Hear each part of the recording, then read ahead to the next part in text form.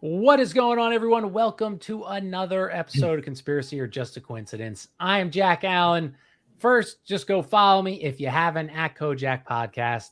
And if you leave a review, that would be awesome. But I am with such an awesome guest tonight. I was telling him right before we just started, I've heard his name like for the last 3 years. And he is just well known, but such a great researcher. We were just talking, he doesn't even need to take any notes. He's got one of those special brains. So I'm so excited to have Recluse on. So Recluse, thanks for coming, dude. How you doing today, buddy?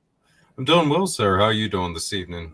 Hey, I'm great. I'm with you, man. This is all. I'm so excited, dude. You got a brain that I can't wait to pick. How long have you been like researching and everything like that?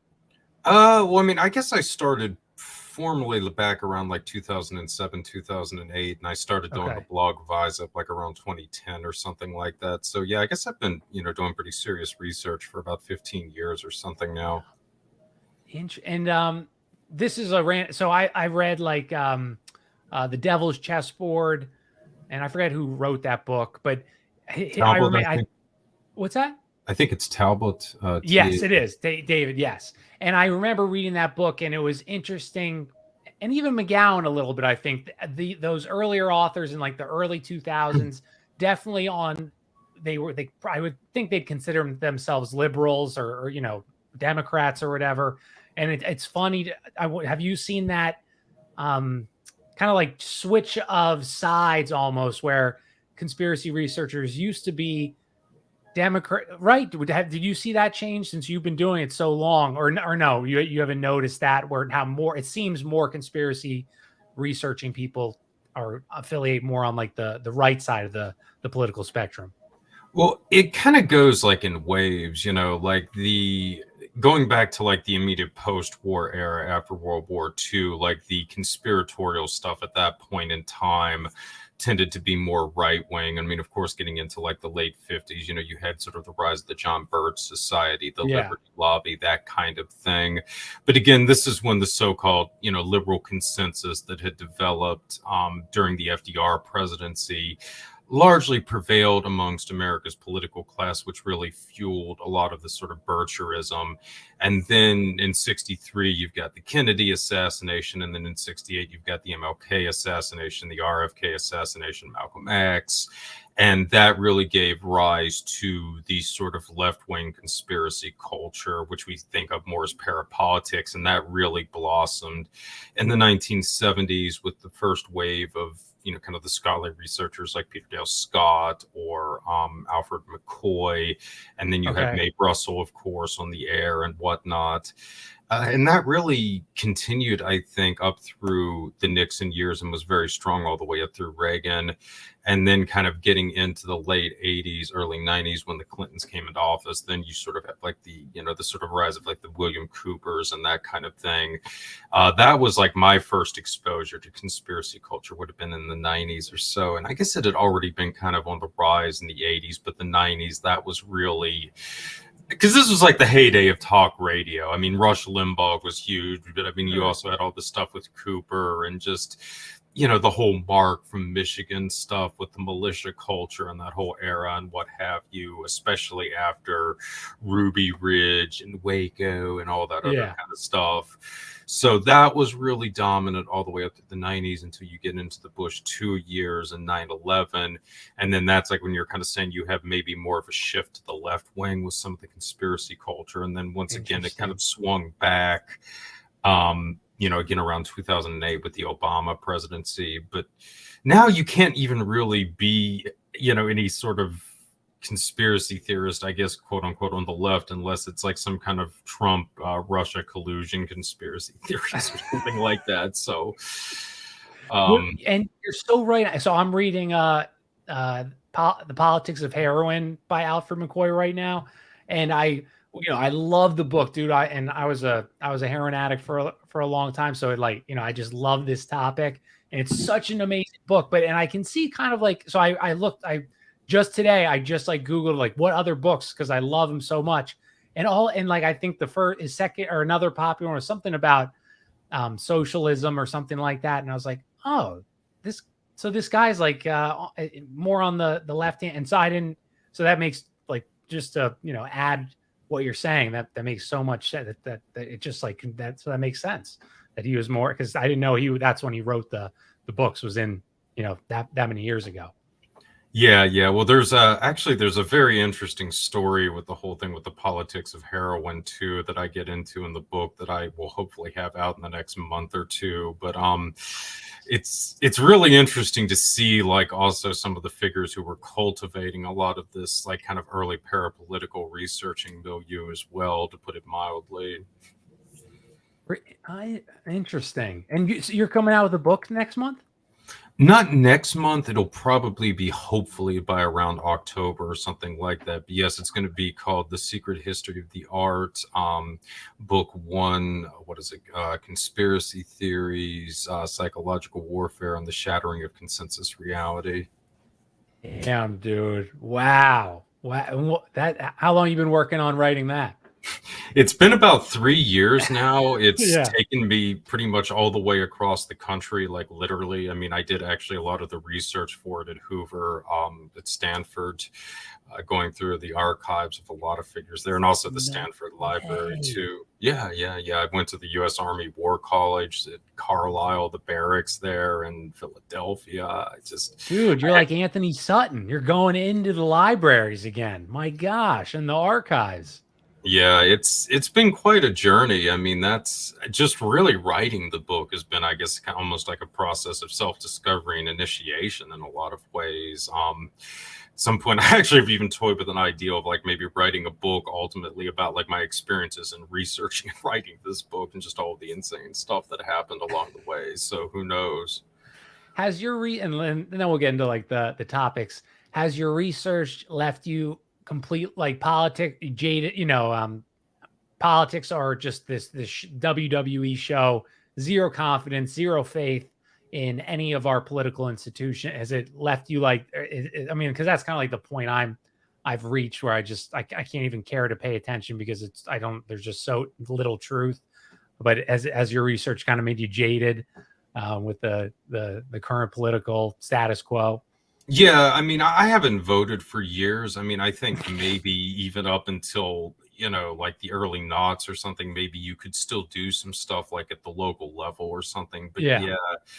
And then just because I mean, especially with the series that I just did on the farm, on Far West Limited, the private military company, it really got me to start researching like the whole process of like the color revolutions and what have you for the first time, really.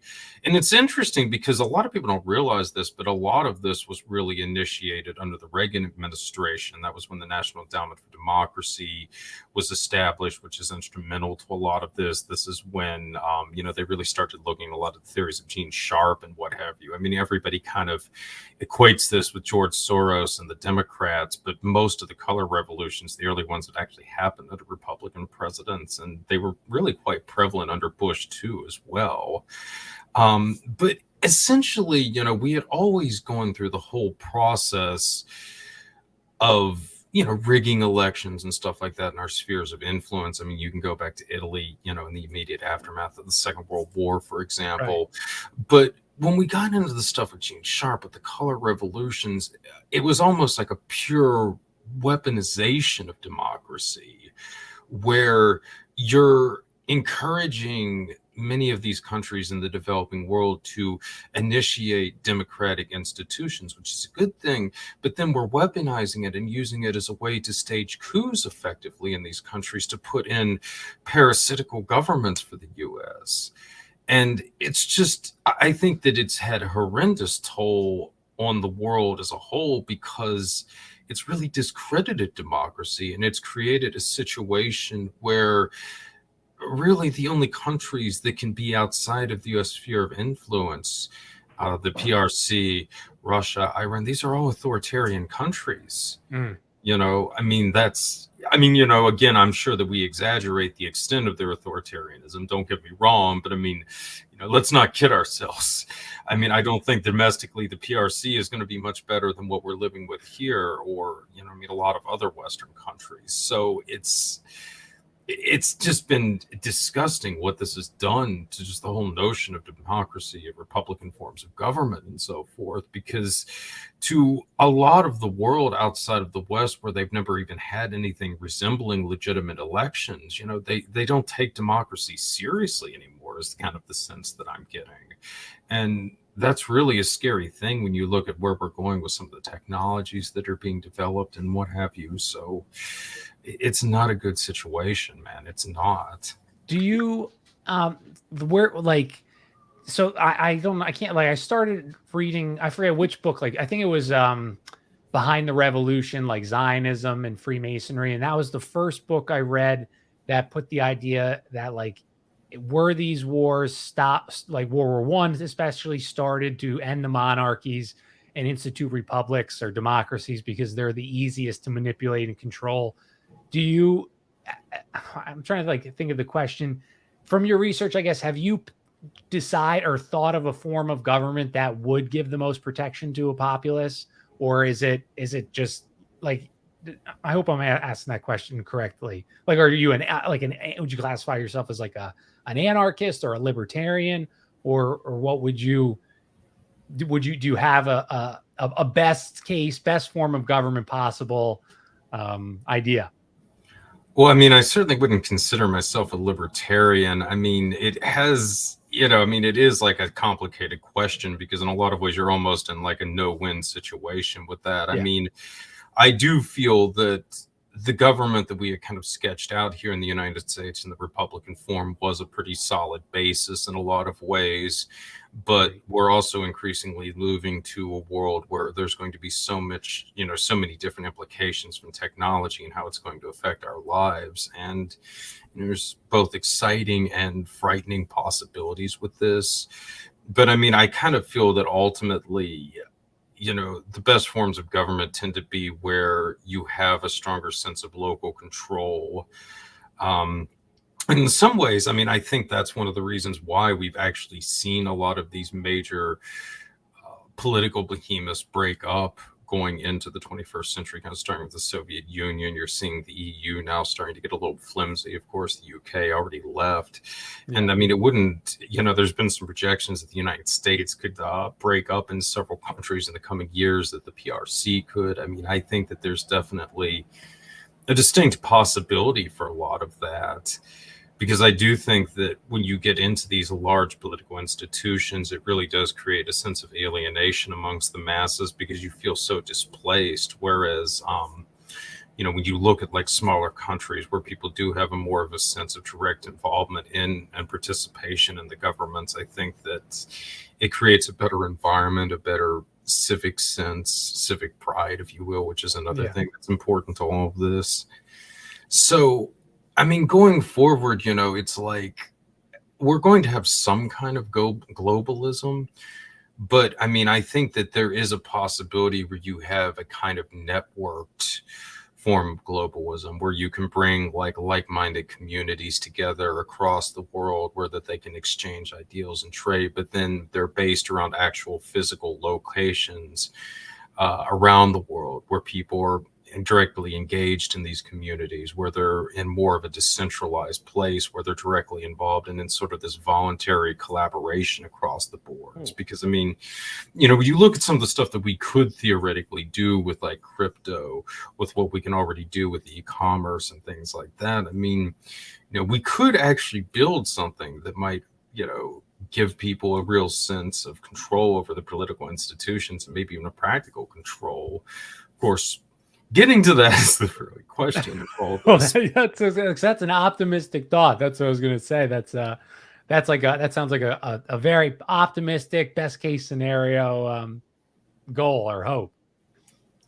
Well, I mean, I think the one saving grace that we have sort of going for us is just the fact that our foreign policy establishment is just, they're insane. They have no touch with reality anymore, which is good and bad. Okay. I mean, so I was just at Captive Nations, the 2023 summit in DC, and it's a fascinating thing. Probably a lot of people listening to this aren't familiar with Captive Nations, but it's been around for almost like 60, 70 years now or something. It was, I think, started around the mid 50s, and then it officially was endorsed by the US government around 59 or something. But you have the whole Captive Nations Week, which is usually the third week of July, to commemorate all of the nations that are theoretically under the dominion of authoritarian governments. It used to be communist governments, but now they're trying to make it a broader umbrella, so to speak. Rebrand, yeah. And in the post-Cold War era, like the institution that really took over a lot of this was the Victims of Communism Memorial Foundation, which is theoretically like a public-private institute. It gets a lot of funding from the government, but it's got a lot of very interesting political bodies behind it. Of course, for a lot of years, the Heritage Foundation, Edwin Fuller was a big backer of it, but Zbigniew Brzezinski was also a co-founder. And in recent years, the Atlantic Council has actually become really the big player in it. And that's actually a very big neoliberal body. That's right. I mean, people always talk about like the Council on Foreign Relations, the Trilateral Commission, and those groups really don't have a lot of juice anymore. The Atlantic Council and like the New America Foundation are really the bodies that have replaced them, along with the World Economic Foundation. But the Atlantic Council is really big with a lot of this. They're major champions of the war in Ukraine and what have you. And so these guys get together at the Captive Nations Summit. They're joined there by the Heritage Foundation, by people from the Council on National Policies, who are all supposed to theoretically be at odds. But, you know, as Lee Edwards explained to me, when it comes to foreign policy, the politics just don't really matter. So, and this is just so evident because you've got this guy from the National Endowment for Democracy, Paul Mazerow, who's the opening speaker there. The guy is absolutely strung out on fucking cocaine. And I know this because I'm from Florida. I know a cokehead when I sees one, and especially when he's just, you know, okay. So this guy actually called the American public pathetic at one point in one of his presence, his speeches or whatever, because we were not willing to engage in a nuclear exchange with Russia over Ukraine.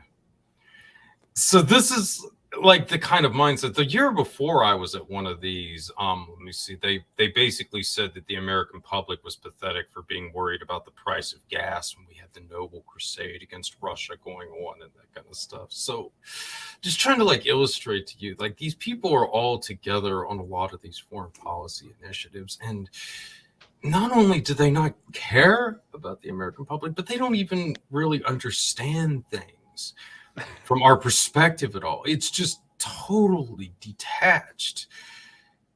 It's amazing on so many levels. I mean, it really is just, I mean, sitting there and witnessing this kind of stuff like firsthand. So on the one hand, this is very scary because these are the people that are setting foreign policy for us. But on the flip side of the coin, it's also, I mean, almost comical in the sense because they're so far gone. They've lost touch with any kind of objective reality. They're sitting there convincing themselves that, like, well, if we had just given the Ukrainians F-16s a year ago, Russia would already be defeated by this point. It's just like, you know, because all of these other weapons that we've given the Ukrainians, they've done so much to, you know, be force manipulators against the Russian armies, all those Abrams tanks and what have you. Man, the Russians have just really been bogged down by all that crap. No, I mean, I think a big reason why Biden is now considering getting out of Ukraine is because it's making the American arms industry look like shit out there. I mean, just interesting. Yeah. Do you think it's I always ask like everyone this question, but do you think that the Russia Ukraine war, I like flip back and forth because of Anthony Sutton's, you know, Wall Street series, how the bankers funded the Soviet Union, they funded Hitler, you know, all these supposed enemies. Do you think that there's actual animosity between Russia and Ukraine, or are these created forever wars just to launder money, spend money, you know, briberies, et cetera, et cetera?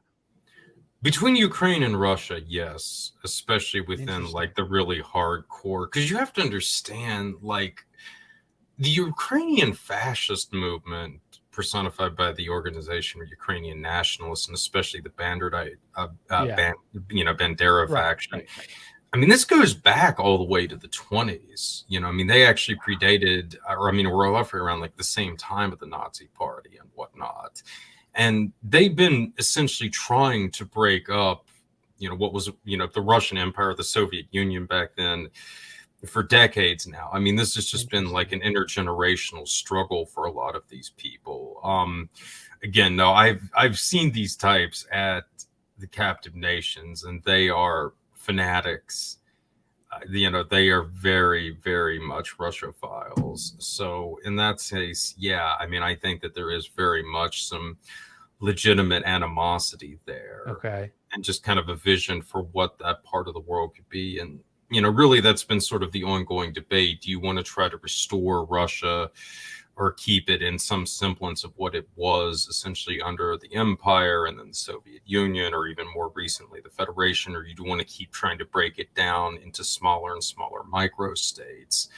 And that's a vision that the Ukrainians have been pushing for decades now. And it's had a lot of influence because, I mean, again, they were being used as, you know, informants, for instance, by the FBI going all the way back to the late 20s, early 30s. So they've had a relation with our security services for nearly a century now. I didn't know that. Yeah. Well, I mean, even, you know, captive nations, I mean, they straight up acknowledged the quote unquote pressure the Ukrainians brought to bear had a lot of influence on our decision to support them so vigorously in all of this, which is probably a polite way of saying some of the blackmail material potentially that they've got is pretty devastating. So yeah, there's definitely a lot of ins and outs with that. And then, I mean, more broadly speaking, with the US and Russia, I mean, yeah, once again, I think that there's been this sort of ongoing dispute as to just how much influence the Russians should have at the, you know, kind of table amongst the global power brokers. And certainly when you had the sort of regime that prevailed under Yeltsin, I mean, there was just the wholesale looting of Russia, the continuous push to expand NATO and all this other stuff. And I think that that's really where a lot of the animosity with Putin came from, because he essentially tried to put a stop to it. And this is something I've really been exploring a lot in Far West, the series that I've been doing, because Russia is really the key to controlling Eurasia, right? Which is going to be the center of economic activity, most likely throughout the second half of the 21st century. And the reason why Russia is the key to Eurasia is both because of its access to oil. Because China, I mean, for all the stuff it's got going for it, it does not have the energy resources to fuel its economy, and neither does the European Union. Okay. But Russia does. And then on top of that, Russia has all of the freaking pipelines that control the flow of oil in Eurasia going through it. And on top of those pipelines sits a massive nuclear arsenal that can destroy the world. So you see what I'm saying? If Russia stays in its current form, there is no way that you can dislodge it as a major global player, because it holds the key to Eurasia, because it has control to the energy and the pipelines. And I mean, I kind of think that, you know, in the West, this is a big part of why we're pushing all this stuff with renewable energy and what have you. I mean, it was a bid essentially, I think, to undermine the Russian economy and possibly to try to create some kind of independence for Europe. And it's pretty much failed miserably. But I do think that that was actually, you know, because again, it seems insane, like why we're trying to go to all these lengths to establish these renewable energies. But if you look at it from the politics of energy, it makes a lot of sense. Europe is always going to be dependent on Russia or colonial, you know, remnants in Africa or something like that, which is we're kind of seeing right now in Nigeria, can become really unpredictable. Yeah. And I mean, that's a big thing because, you know, Nigeria is where France gets something like 15% of its uranium from. Right. Right. And it still uses a lot of nuclear power plants. So that's a big deal right there. Yeah. You know, my only question because I've never heard that about Russia's key to controlling, you know, Eurasia. But I read a book by Jeremy Corsi, and he brought up how in World War II, how Germany in the 1920s, they had done extensive work on synthetic oil. And the statistic he puts in the book, and I never like double checked this, but that something like 90% of the oil used by both Japan and Germany was synthesized through this Fischer-Tropsch process, which uses coal, and you can turn it into oil, and that's how they use their and then they had, I mean, that was only just the top of this research. Basically, it just shuts down that whole idea that oil's a non-renewable resource, that it is something that you can create. The point of me bringing that up was, I don't know what the point of me bringing that up was. But have you ever heard that? Yeah, I've heard about this. I mean, that's something that's interesting, because I have read quite a bit about the synthetic oil with Germany, and that is something that you do kind of wonder why they haven't pursued it more. But like, I mean, that's something though you could almost say about a lot though of the sources of energy that we were kind of using towards the late 19th, early 20th century. Steam engines, for one, would be something that I would kind of think of in that regard, or Zeppelins. I mean, the Zeppelin's kind of a weird thing because they always point to what was the one disaster, the Heidelberger or something like that. Yeah. It was like, well, we had the one big Zeppelin crash, and that was why we totally abandoned them. And it's like, how many airplanes have crashed? I mean, like, it's not like the airplane is infallible either. No, by any means.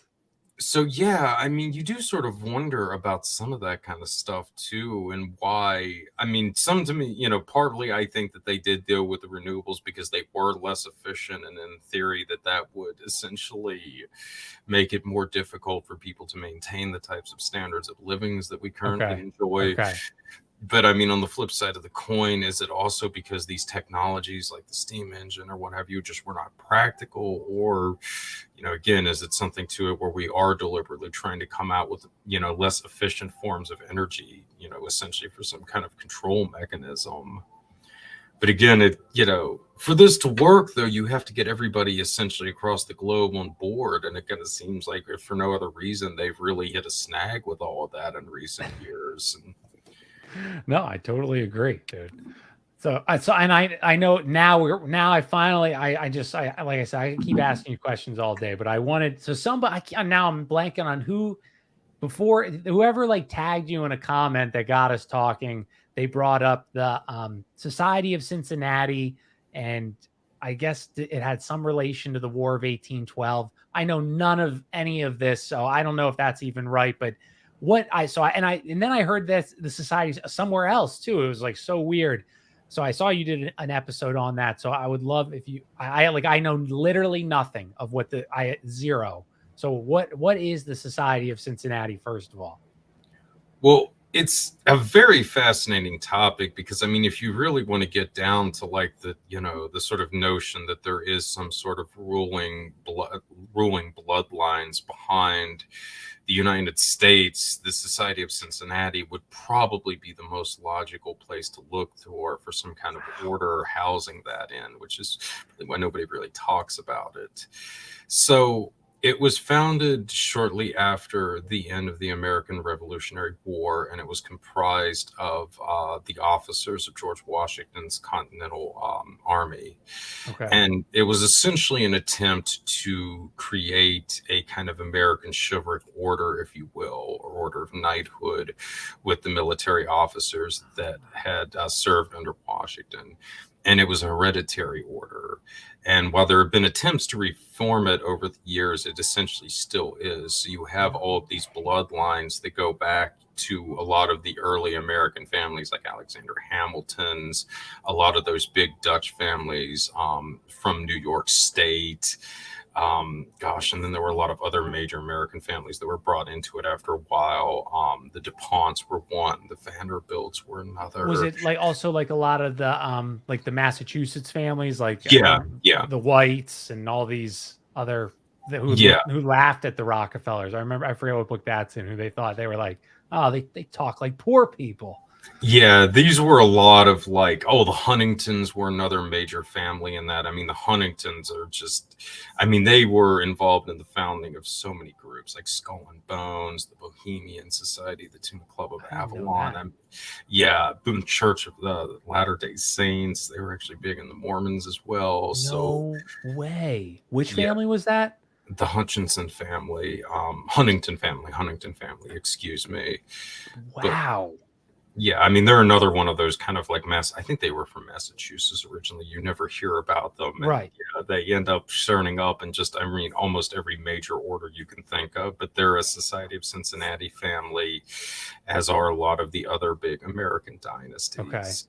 So they're basically this hereditary order that was set up, and they have a French wing as well, which is really interesting because the French wing, you know, they included all these people like Lafayette and what have you. Also, was it his name? The Font, you know, the architect who did the architecture for DC Right. and a lot of other Right. places. Yes. Yeah. These guys were all members of the Society of Cincinnati. But what's Oh, I really didn't know he was. interesting about this is the French wing, okay, it was almost entirely comprised of people who were members of the Sovereign Military Order of Malta in France, which is the actual historic Knights of Malta, like the one that Right. still exists to this Right. day, right? Right. Okay, so at one point, so this is all unfolding like going into around 1780s and what have you. So the Okay. Society of Cincinnati is involved in a lot of political intrigues, and you know, you can go back and look at something like Shays' Rebellion, which might actually have been the first, you know, kind of major false flag in the history of the country. Because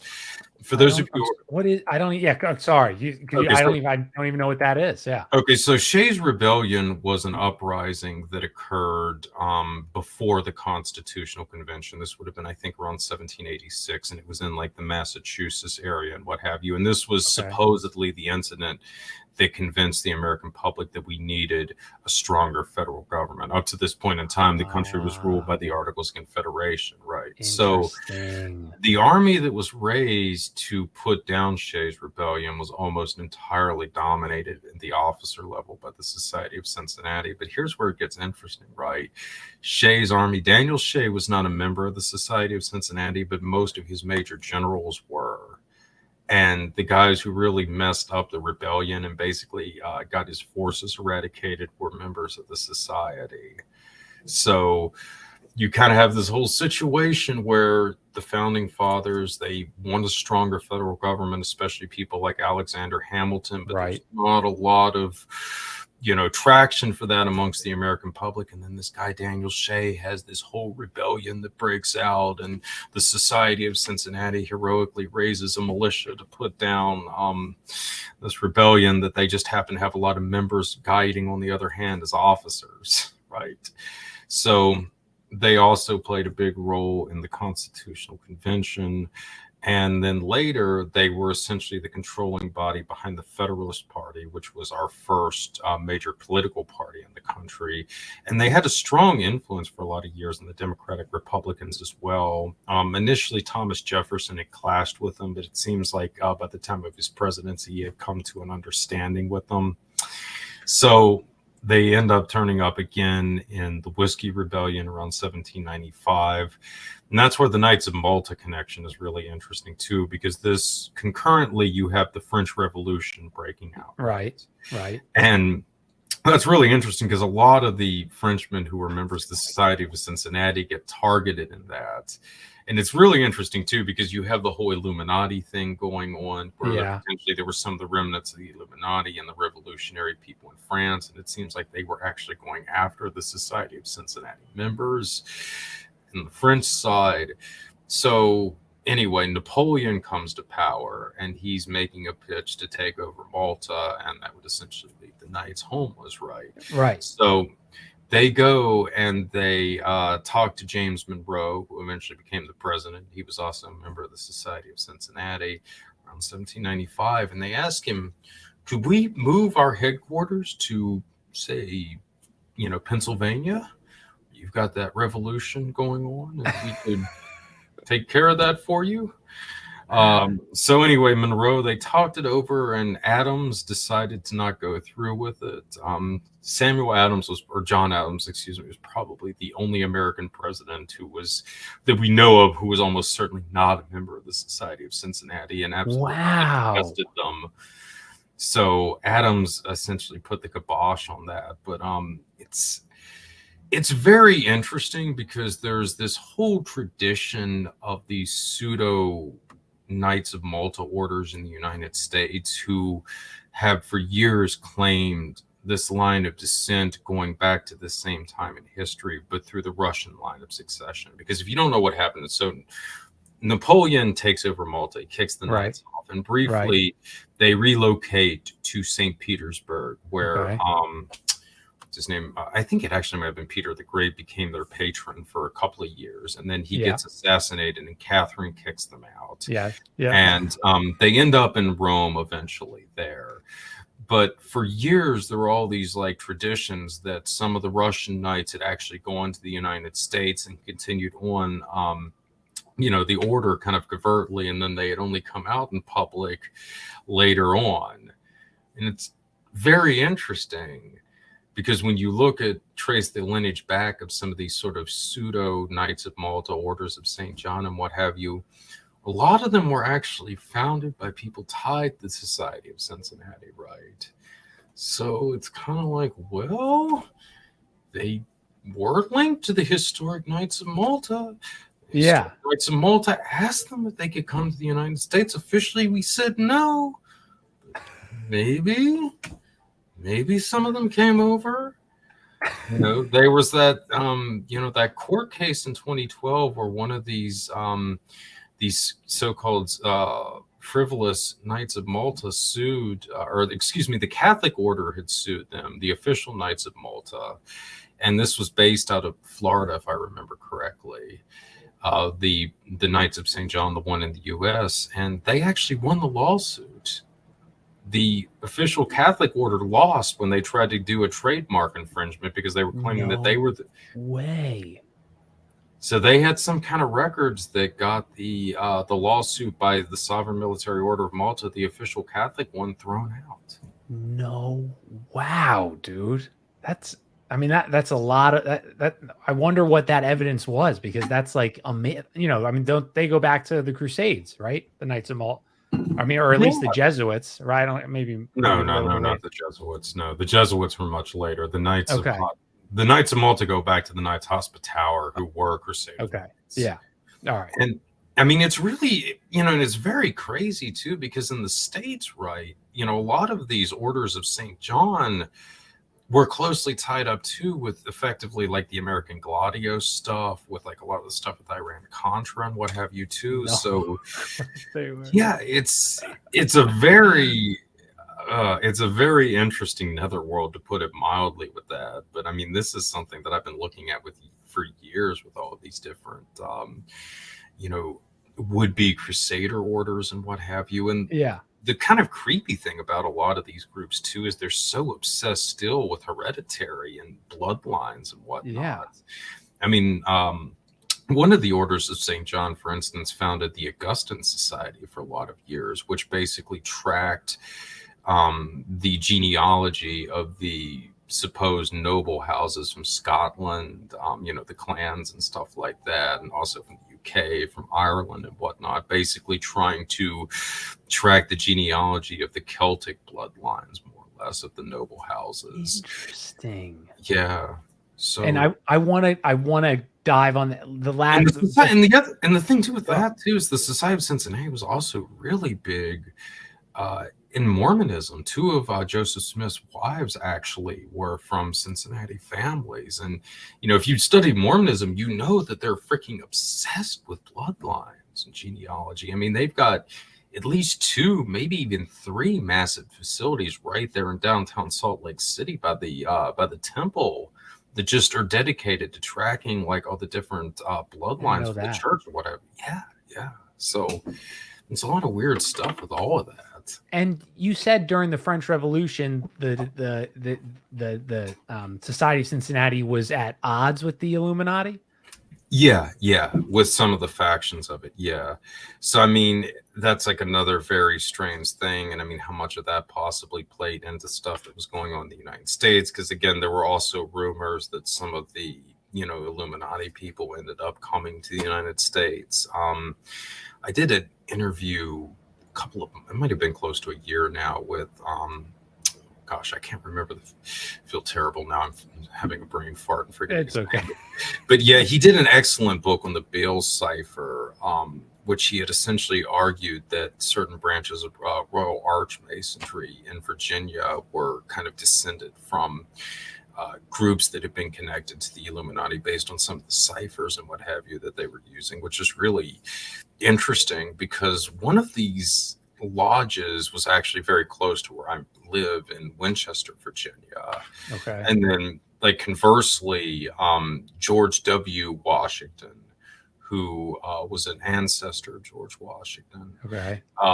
was here close to where I'm at in Romney, West Virginia. He had like his whole plantation there and what have you. So he's a Society of Cincinnati member. He was supporting the Confederacy during the Civil War. And I mean, he even had like his daughters effectively working as spies for Stonewall Jackson in Winchester. No way. And then conversely, like you've got this Royal Arch Masonic Lodge in Winchester that was supporting the Union along with these other lodges in Virginia. Right. So it kind of, again, makes you wonder how much of these intrigues were still being played out with this stuff. Yeah. You know, this is something with the Civil War, especially. I have only now started to really scratch the surface with how some of these groups played into that. But it seems like there was a break in the Society of Cincinnati. You had like different factions that were kind of at odds with each other during the Civil War. And that led to stuff like other groups kind of growing out of that. Like, was it the Knights of the Golden Circle? That's another group that seems to be tied into a lot of this stuff, man. So it's very, very. Because that was going to be my next question. What's the goal of the Society of Cincinnati? Like, what is their what utopia are they trying to build? Is it? Yeah. Well, I mean, I think that at its core, it was basically designed to effectively craft the American empire, if we really want to get down to it. Okay. Right. Because Alexander Hamilton was already envisioning an American empire. I mean, pretty much as soon as we had ended the conflict with the British, they had privately been discussing about the whole prospect of having a king in America. Right. This was something, again, they had sort of envisioned for George Washington. In public, of course, he disavowed that, but he did speculate a little bit about it in private.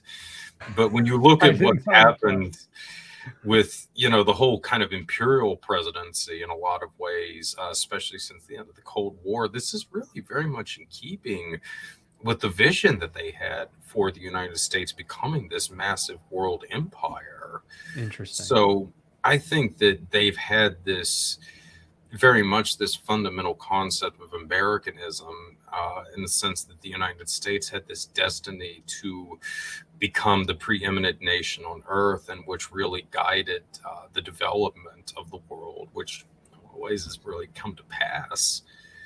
And this is a question from in the chat, but do you think that this goal is like a continuation of Francis Bacon's The New Atlantis? And do you think that is that goal or idea is a continuation of that?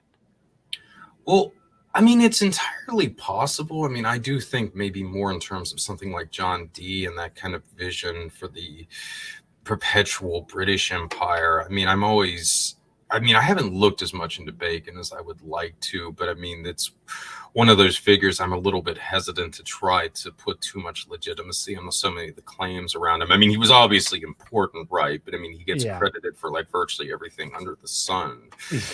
But I mean, yeah, I have had to sort of wonder about some of that as well, because I mean, with the whole sort of tradition, some stuff with like Rosicrucianism and how you see this kind of stuff being transported to the United States. And I mean, it does make you wonder with some of this. I mean, it really does. But I mean, it does seem that there was a fundamental break at some point between the sort of British and the American partners, to where there was a sense that America had to become the preeminent power because, we were the new world. We were this new vision for effectively a global order, if you will. And I'm sure you've heard this theory that the the British government still. I forget. There's one guy who that's like he's written book. I can't think of his name, but that's his whole thing is that the British Empire still controls America. It's still America. Was a false flag war to I don't know what they were still their colony. Do you subscribe at all? Do you see any legitimacy to that kind of theory? Yes and no. I mean, I do think that there was a legitimate break, but the British have certainly been attempting to try to maintain influence over the United States for many years. And I think that probably the height of that, really went back to kind of the late 19th century with the founding of the Pilgrim Society and then continuing up through the Second World War, because at that point in time, they did use a lot of influence through business arrangements, through marriages and stuff like that, to heavily influence the foreign policy, specifically of the United States. I mean, that's what they were really concerned about. But I do feel that in the aftermath of the Second World War, there was a concerted effort amongst the American elite to emerge as the senior partner, if you will. Interesting. I mean, I do think that there's still a very close relationship between the two powers, but I just think that the British Empire, I mean, really, it was bankrupt after the First World War. And I just think that even after the Second World War, I mean, there was just too many factors like working against it for Britain to really maintain the kind of stranglehold over U.S. foreign policy that it had beforehand. And that really came to a head, I think, with the Suez Crisis, if you will, because in the past, that's something where, the United States would have certainly rushed in there and tried to aid the British in that. I mean, really, it's almost kind of shocking, and you look at that in hindsight, that we didn't do something, because it was the British, the French, and the Israelis who were all trying to, take control of Egypt, and we actually stepped in and said, no, we're basically cutting off the supply of oil to the UK, like if you guys don't get out of there or something. Yeah. That's because I asked that question because I think it was MI6. I mean, they kind of created the OSS. They had that office. It wasn't like the office British above security coordination. Yeah, that's what. And they were to inspire, to put that anti-German sentiment in the press. And that's where it gets interesting. I think that that's actually one of the reasons why they were so dead set against keeping Donovan out of the post-war intelligence setup, because Donovan basically was totally in the pocket of Sir William Stevenson. Which makes sense. Because more or less, I mean, the OSS and the BSC worked in conjunction with one another throughout the Second World War. And then you basically had that network privatized through the World Commerce Corporation. And I think there was kind of a sense in a perfect world, that's what would have become the CIA, but there was definitely intervention to try to break the stranglehold over the British with it. And then, of course, people sort of forget, but in the early years, you had a lot of these military generals too that were basically heading it, like Hill and Cotter and what have you. And then we did kind of go back to the OSS old boy network. I mean, it's Alan Dulles, who was much closer historically to the Germans than he ever was to the British. So, yeah, I mean, that was definitely, I think, a big factor in why Donovan was kind of kept on the outs, because, we didn't want to go back to that whole arrangement where basically the British were, controlling our intelligence service more or less. You're right though. So because Donovan never made it to the CIA, but I never read that they pushed him out. But so he never, because Dulles took over after in 47, right? Dulles was the first. No. Dulles didn't become the DCI till 53, I think, when Eisenhower came into office. Who was Donovan the first director? No. Donovan was never in the CIA when they set it up. Like I said, it was a bunch of there was Vandenberg, there was Hill and Cotter. I'm trying to remember the one guy now who was very close to Eisenhower. But you see, so the first thing you got to kind of remember is that the OSS did not dominate U.S. intelligence during World War II like the CIA did during the Cold War. It dominated intelligence in Europe. period. Got it. Okay. Okay. Right. Nelson Rockefeller and the Rockefeller family basically ran intelligence in South America during the Second World War under the auspices of the military. I didn't know And that. again, that kind of goes back to the fact that Rockefeller apparently had some kind of animosity with Donovan. And again, this might have been, with the whole British factor, because kind of concurrently with all this playing out, you had the Morgans, the House of Morgan, who were unquestionably like the dominant economic force in the U.S. prior to the Great Depression. Right. And that really knocked them down a couple of pegs.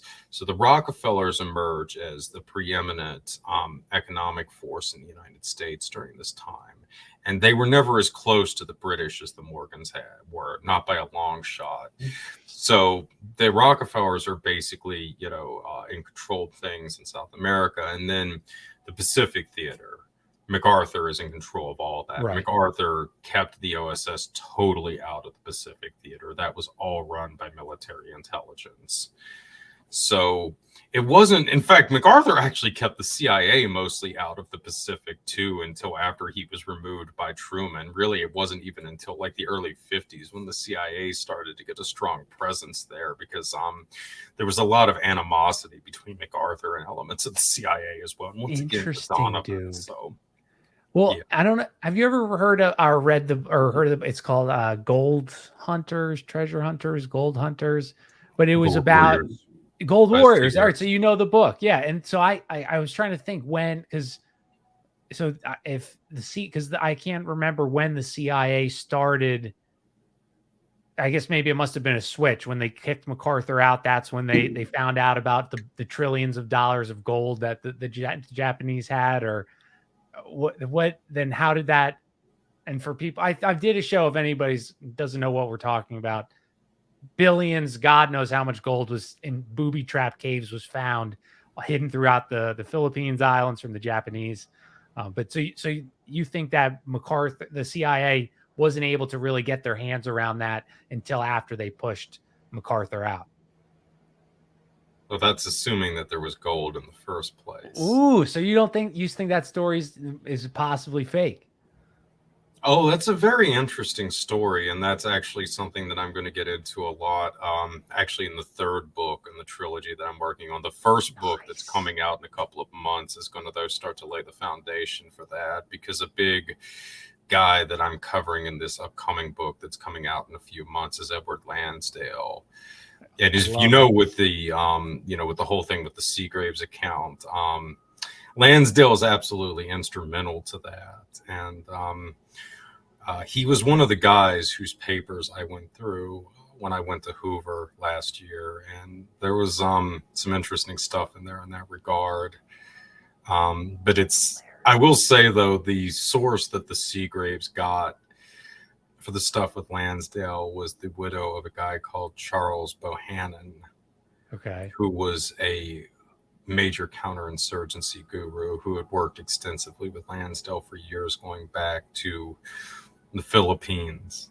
But what you got to remember about Mr. Bohannon is that before he became a military man, he was also like was it Marauders or something like that, and fought in all the guerrilla wars in Japan. Yeah. But before he did all this stuff, he was an anthropologist. Of course. Harvard trained anthropologist. Of course he was.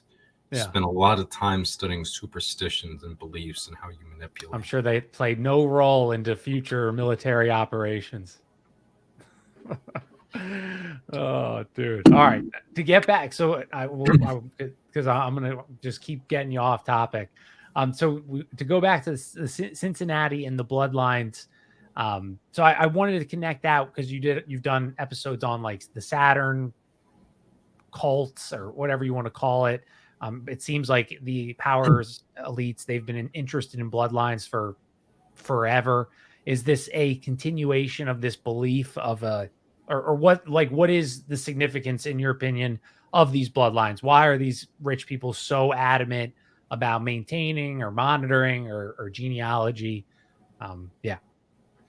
Well, I don't really know. I mean, obviously there's a lot of theories out there. I mean, you hear, this and that. I mean, the Irish people are from Mars or something like that, or the Native Americans are, or, I mean, I think everybody, I mean, tries to come up with some cosmology about whether they're the chosen people or they're That's true. spiritual beings or something Yes. like that. I mean, you have sort of the African American version of it, and the Black Muslim traditions with Moorish science. That's what I'm thinking of. Yes. Just so I mean, I feel like some of this is really just delusional, and it's a way to try to rationalize the centuries of oppression that these different families have done by claiming that, well, we actually, because we're descended from Jesus or from the Star People or something. That's why we should be able to, kill millions of people. So, I mean,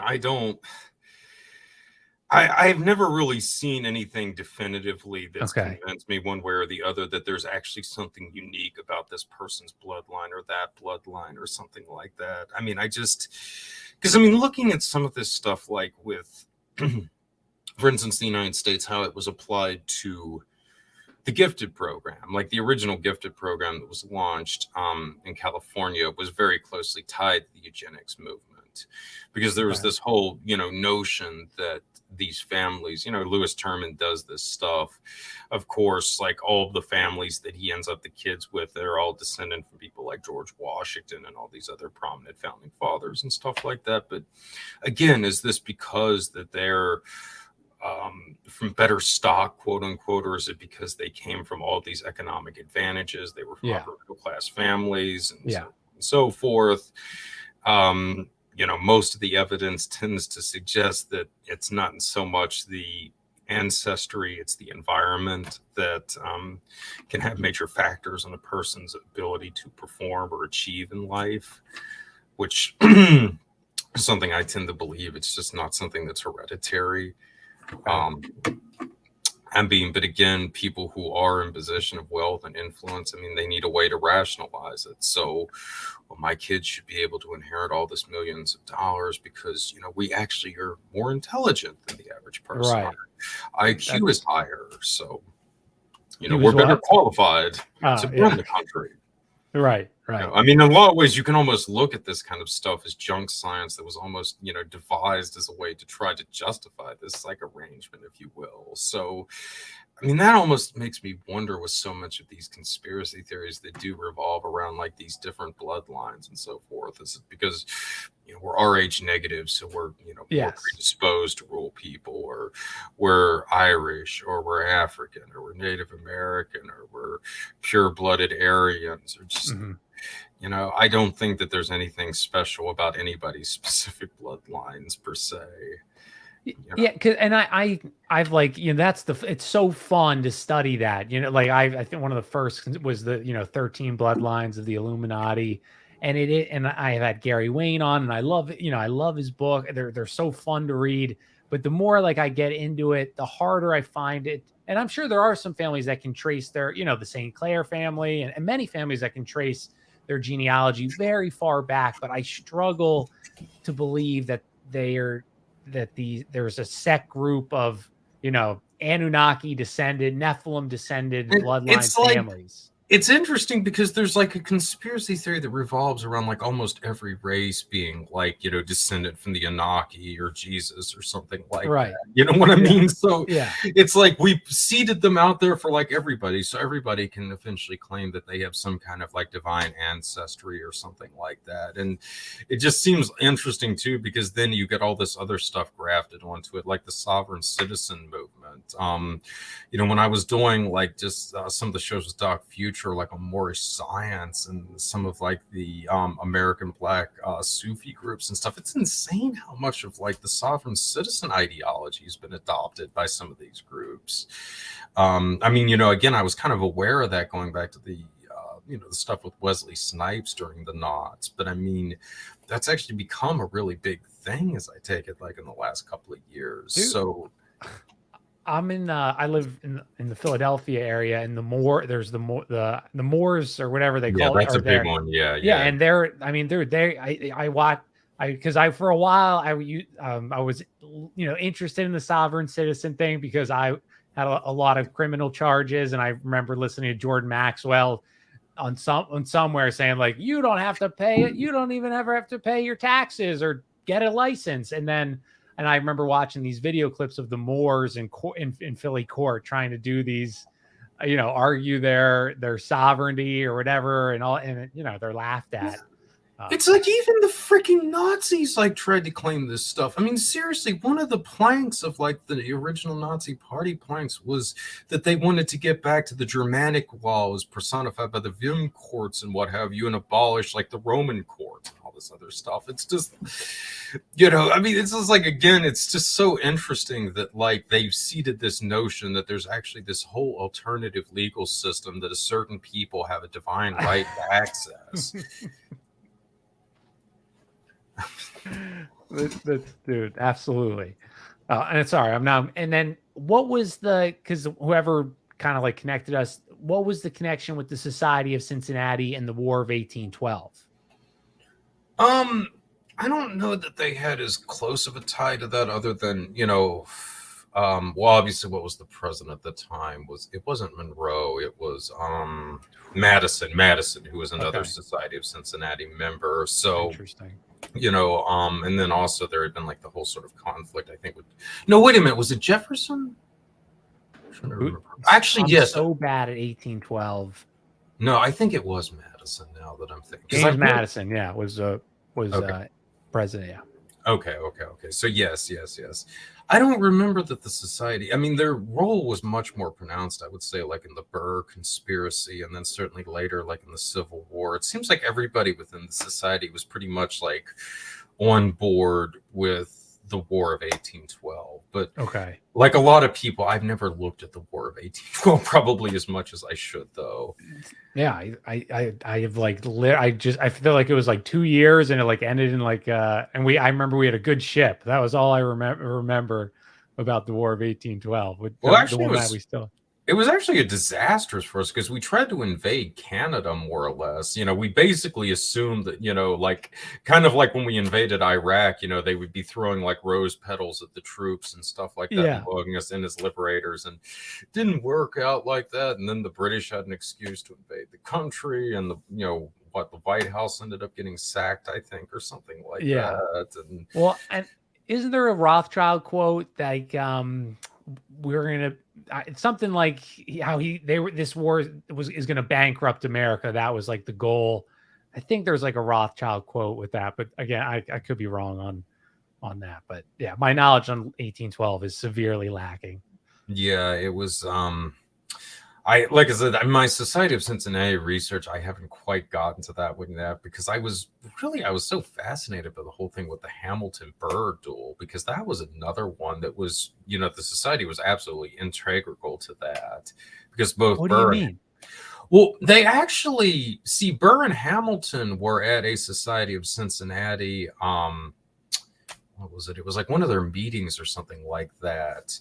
Like literally the week before the duel that they fought, and they were like actually sitting right next to each other, like shoulder to shoulder through the whole thing. And this is after they had agreed to do the duel. No, are you kidding me? Yeah. Wow. Well, see, both Burr and Hamilton were members of the society by that point in time. Hamilton, of course, was like a major figure in it. Burr had just joined it.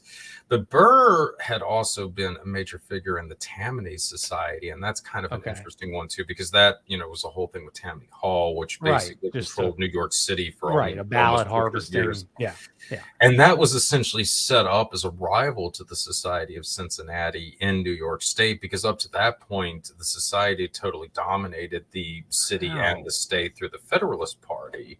And they had basically set up Tammany Hall as a kind of counterpart, or Tammany Society as a counterpart to that for the Democratic Republicans.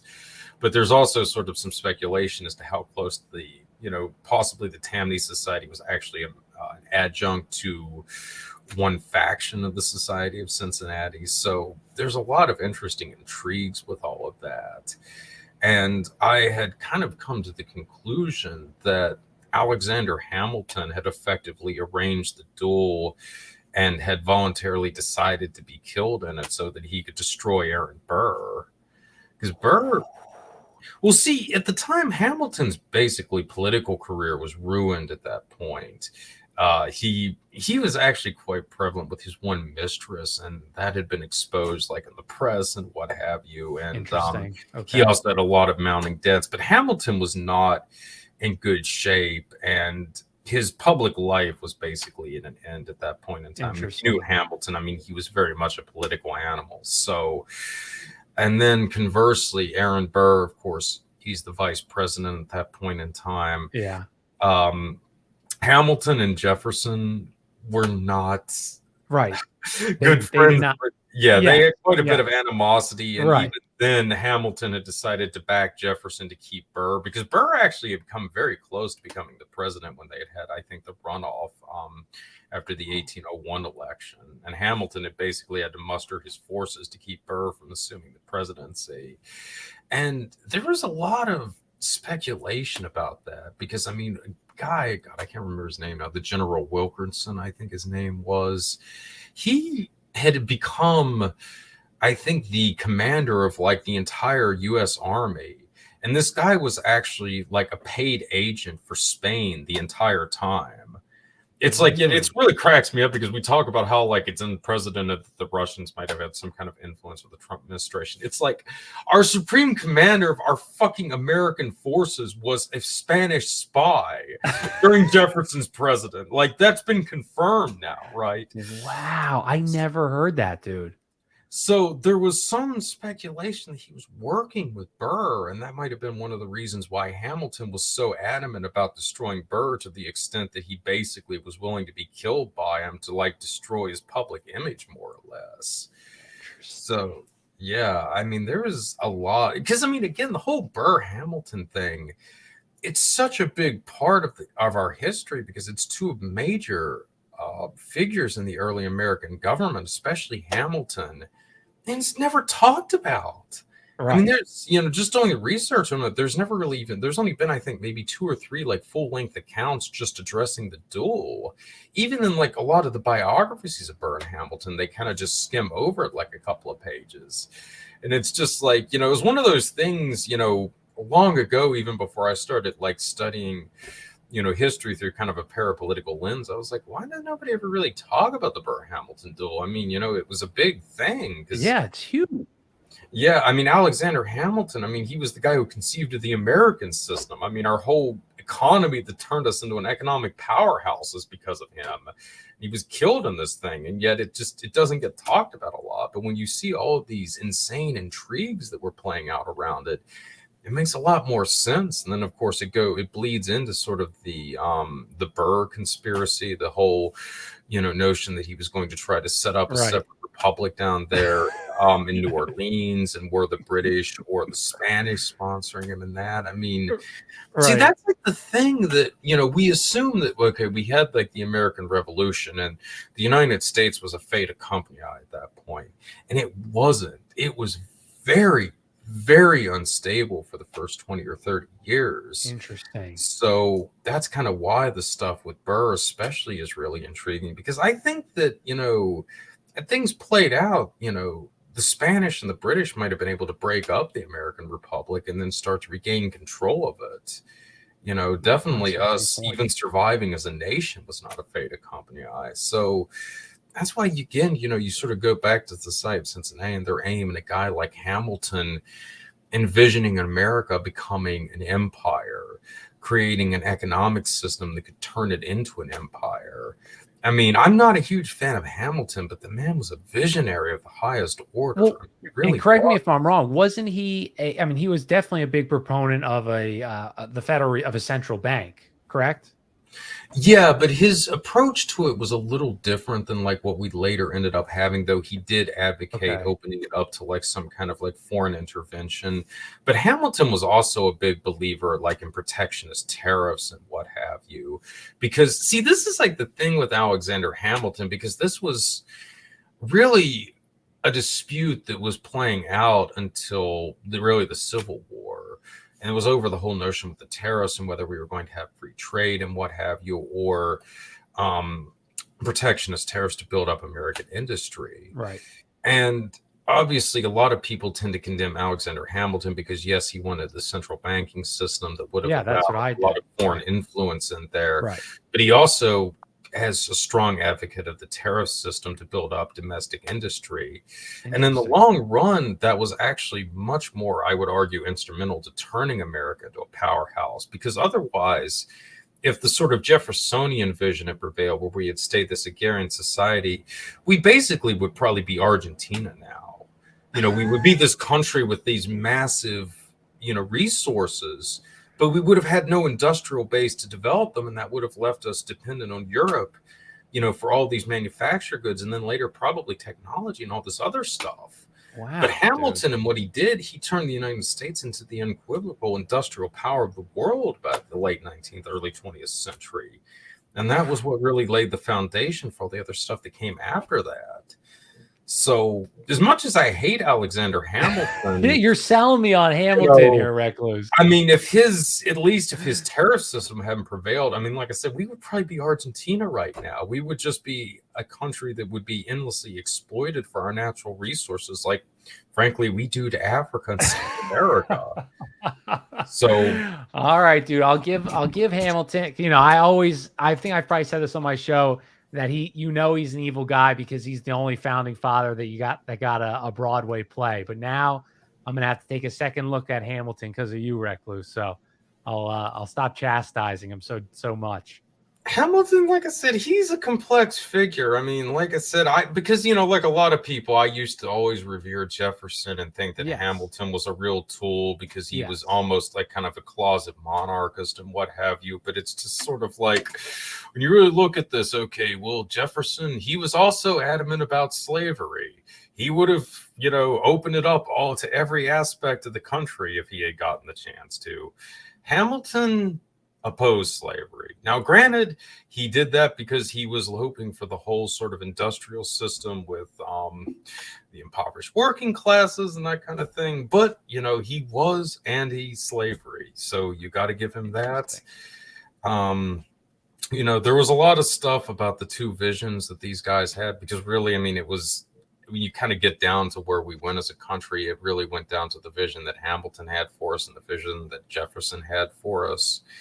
And, they both had their pros and cons. We got different aspects of it. Right. But, Hamilton was not totally wrong on a lot of things. And Jefferson was certainly not a saint. So, put it mildly. And then, my last, dude, I could talk to you forever. My last, I got like two, but I'm trying to decide which one I want to ask more.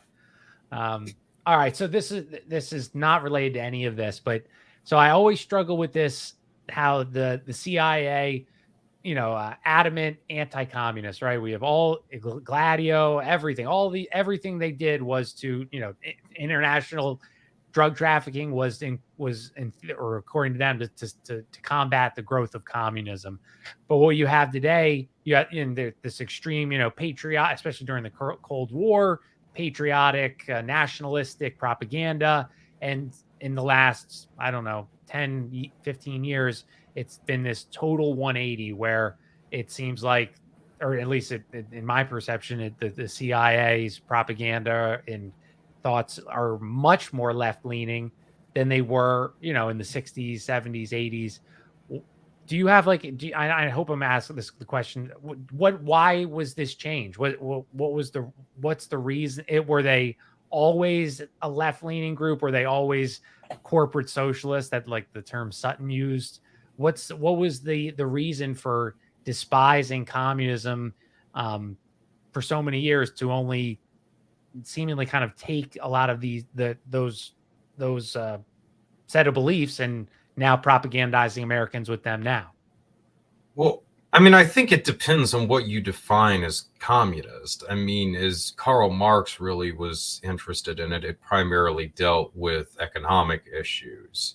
Okay. So in that sense, do you hear a lot of people going around talking about how the government should nationalize Google or any other major corporation? Not at all. No. Which is a hallmark of communism, but right. Nobody's talking about that. No, they're not at all. Yeah. I would say that they're basically embracing the same ideology that they've always had, which is neoliberalism, or I guess this would have been known before as Rockefeller republicanism, but basically socially liberal and, fairly, well, I wouldn't say extremely conservative economical, but certainly pro-corporate and from an economic standpoint. Yes.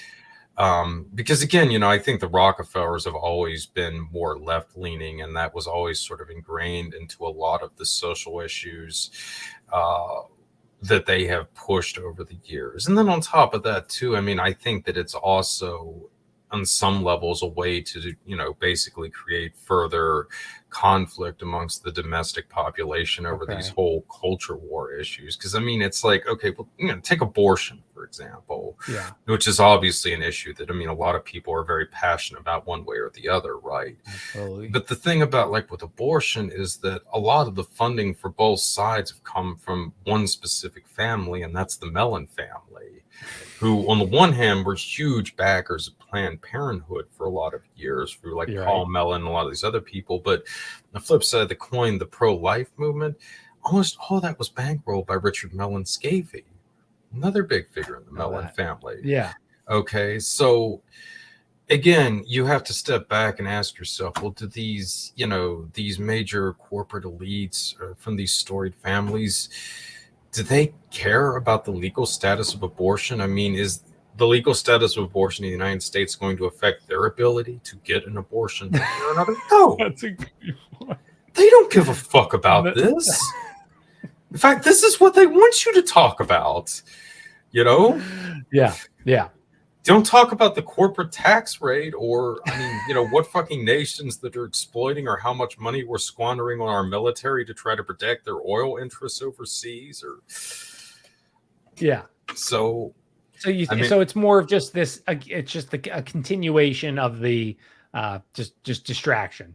Fight over this. And I mean, I think partly why it seems more leftist is just because, I mean, well, we're running out of issues here. You know what I'm saying? We already had stuff like, civil, which, I mean, there's definitely a need for, like, basic civil rights, stuff like that, to now that we're like, okay, we need to make something front and center, like, the issue of transgenderism, which really only affects at best 10% of the population, people who identify as trans, on the one hand, on the other hand, the Christian fanatics who believe that they have to oppose this in all sense and, in every circumstance. But for most normal people who are struggling to try to pay for gas or to put food on the table and what have you, it really has no bearing on their day-to-day lives one way or the other. But they focus on it. Yes, exactly. And again, I'm not trying to say that, I mean, people's dignity or whatever shouldn't be respected. I'm just saying, though, that in the end, when it's all said and done, we all have to be able to afford gas for our cars, or to be able to feed ourselves, or to put, pay for our electric bill or something like that. This is something that affects all of us, and yet, we don't talk about these kind of issues, or, whether or not we should continue to fund billions of dollars into Ukraine and risk a nuclear war with the Russians that could wipe out all life on Earth. Yeah. And that's something that affects every man, woman, and child on this freaking planet, which I think should make it a very paramount issue. That was the best answer, Recluse. Because I like, there's like 10 questions that I ask everybody that I respect, that I think that I knows more than I do, and I'm gonna have to. That was the best. That you're absolutely right. That no one, like the propaganda, they're not talking about the economic. They're not mentioning really the economic. It's more just cultural issues that they associate. Yeah, and again, I'm not trying to diminish cultural issues. I mean, I've always been pretty left-leaning. I mean, I think I've told the story. I came out in the Florida death metal scene. I'm all for people's right to be weird and do, their fringe subcultures and this kind of stuff. But again, okay, I'm going to like meetings with captive nations with these major foreign policy people there, who are calling the American public pathetic because they don't want to do a nuclear war with the Russians. Okay, just think about that. They literally think that we are pathetic because we don't want to fire nukes at the Russians and have them shot at us. Okay. Yeah. Dude, wow. Oh, Recluse, I'll you want to ask the other question? You can if you want to. Yeah. So then I want to ask the CIA, and then let me think of my other one that I always. Oh my gosh, now I'm blanking on it because I'm putting on the spot here. I think we kind of talked about with the different war. Is everybody on the same side banking? Now I'm blanking on the other one that I was debating on asking you.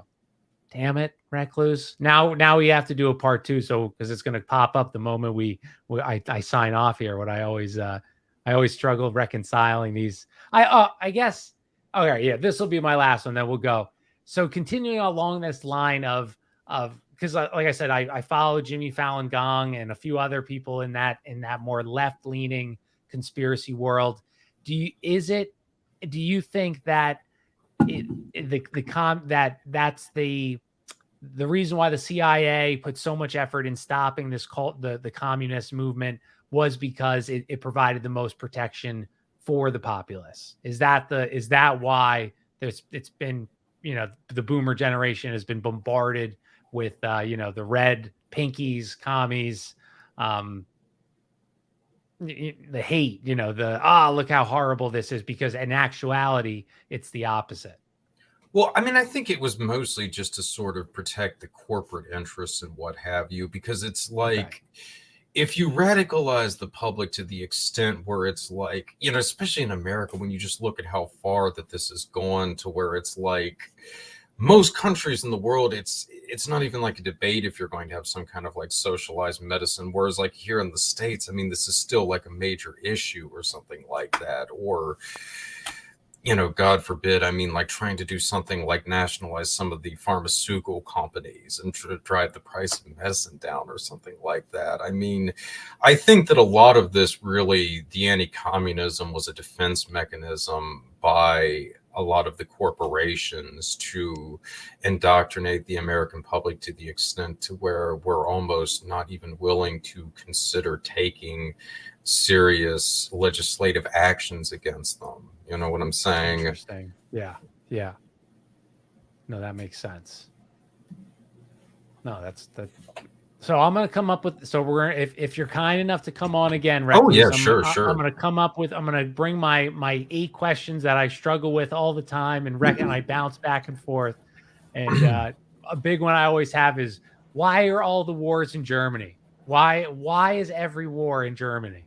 You have 30-year war, World War I. What is going on? And you have all these people, Karl Marx, Martin Luther, who and all these people that have been behind they're all coming from what's in the water there, dude? What are they? Well, I think it's just partly because Germany's sort of almost like in the sort of region that historically would have been Germany is like right in sort of the center of Europe almost. And for a lot of years, it was such a cross-pollination of different cultures. I mean, you had like the Catholic and the Protestant groups. Right. You had, of course, the Germans. You had a lot of the ethnic Jews who ended up in that region there. Yeah. So I think that was, just more than anything, like a big part of it, and especially when you get into contemporary history with the Reformation and the Counter-Reformation. Yeah. Because that, I think, really more than any place else played out so much in Germany, where there was so much animosity because, with like the UK or the Netherlands, I mean, most of the country went Protestant, whereas like the Romantic countries, Italy, France, they basically all stayed Catholic. But Germany, there was such the divide there. And I mean, that kind of stretched more also into like a cultural divide, which I think to some extent you still see with a lot of the Protestant versus the Catholic countries. I mean, we certainly, I think, have more of a materialistic, almost like, well, certainly, I mean, capitalism has always been much bigger in the UK, the US, the Netherlands, places like that. Whereas, I mean, I think in, France, there's maybe been more of like a reverence for the state. You could make an argument a lot of the other Catholic countries. Yeah.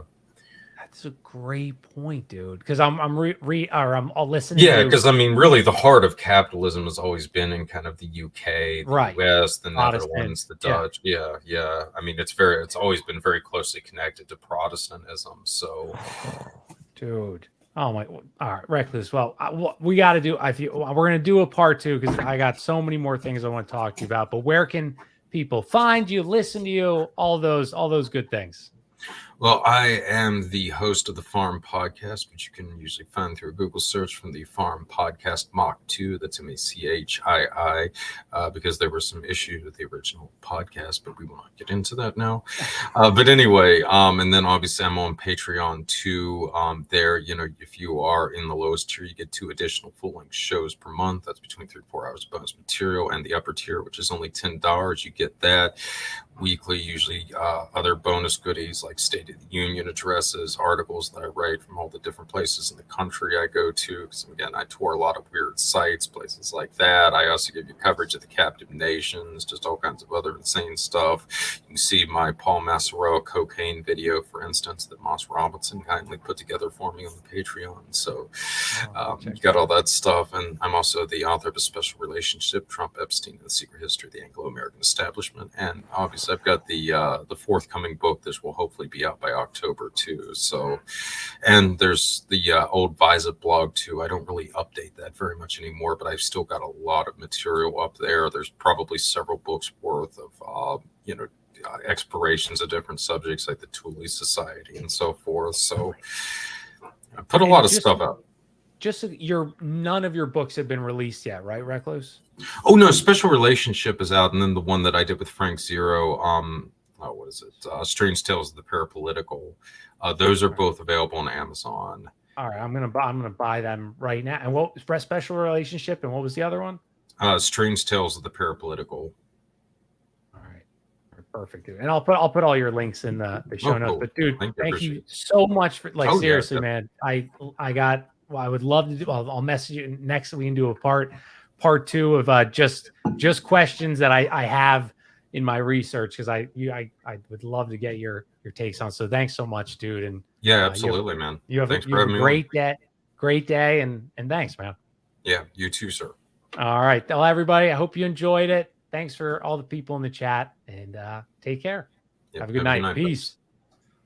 Oh.